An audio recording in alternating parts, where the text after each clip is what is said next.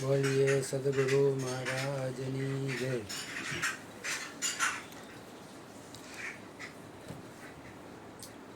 આવતીકાલે જે પૂનમ છે એ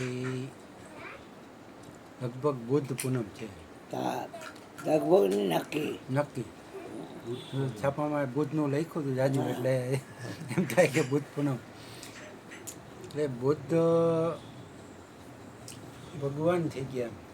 એટલે આપણી જેમ જ શરીર ધારણ કરીને જ આવ્યા હતા જગતમાં, પણ છતાં એનું લેવલ એટલું ઊંચું લીધું એને કે બુદ્ધ ભગવાન કહેવાનું અને કરુણા મૂર્તિ કહેવાય.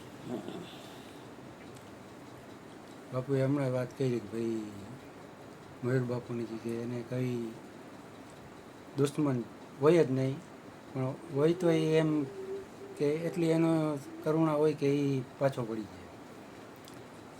બુદ્ધ ભગવાનને એવી સ્થિતિ એમ કે પોતા અપકાર કર્યો તો એની ઉપર ઉપકાર કરે, એ કોઈ દી એનું બુરું તો ન જ ઈચ્છે. તો એકવાર એ વનમાં વિચરણ કરતા હતા, તો એવામાં એક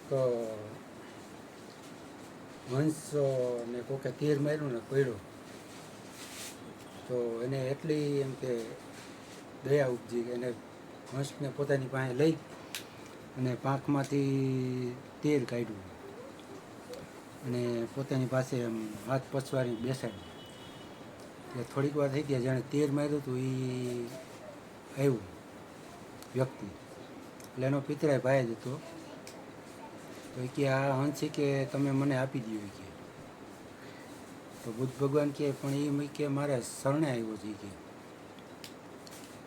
તો પણ એ કે મેં એનો શિકાર કર્યો છે કે હું તો ક્ષત્રિય છું કે ક્ષત્રિય છું એટલે હું તો શિકાર કરી શકું.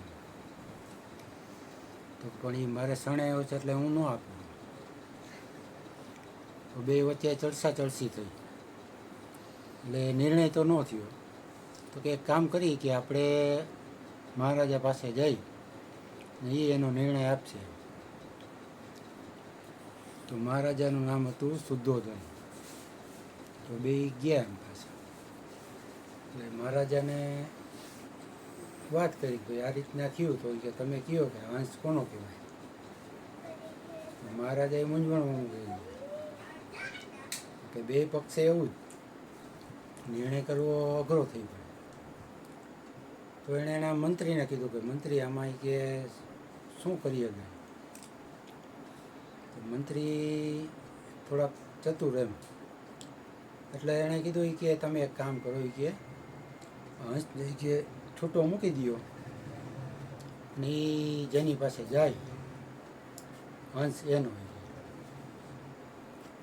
એટલે થોડેક દૂર હંસને મૂકી દીધો ને બે એક શિકારી અને બુદ્ધ ભગવાન બે સામે ઊભા રહ્યા. તો હંસ બુદ્ધ ભગવાન પાસે ગયો.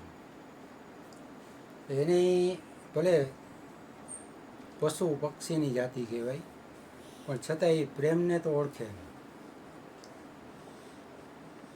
પ્રેમથી આખું જગત જીતી જવાય. આપણે હમણાં જ વાત કરી ભાઈ, આપણને કોઈ કાંઈક કીધું હોય તો ધુઆ થઈ જાય. આપણે એ લેવલ સુધી ન પહોંચી ગઈ. એટલું આપણું બાપુ એમ કે મારું ભજન હજી એમ કે મારું ભજન ઘટે, આટલું કરતા હોવા છતાંય. તો આપણી તો એની પાસે કોઈ લાયકાત નથી, છતાંય અહીંયા આવી સત્સંગમાં કંઈક બધાય પોતપોતાના સારા વિચાર રજૂ કરે, એનાથી કંઈક પ્રેરણા મળે. તો જીતવું હોય તો પ્રેમ સિવાય, સિરિયલની વાત કરી કે કૃષ્ણમાં એક પ્રેમ પત્ર આવ્યો હતો, બીજામાં તો ધબાધબી હતી. એટલે પ્રેમ મહત્વનો છે. બોલીએ સદગુરુ મહારાજની જય. હા ભાઈ, હાલો હાલો જો સાહેબ જાણે.